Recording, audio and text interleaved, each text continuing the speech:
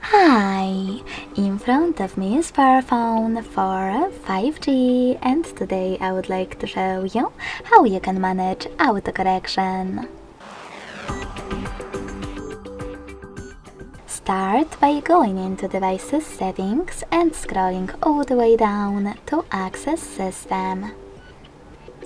Following that, tap on Languages and Input, On-Screen Keyboard, and Gboard. Now just click on Text Correction.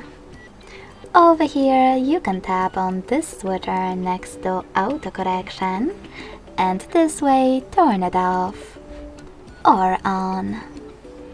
Thanks so much for watching. If you enjoyed this video, smash that like button, comment and subscribe. Bye!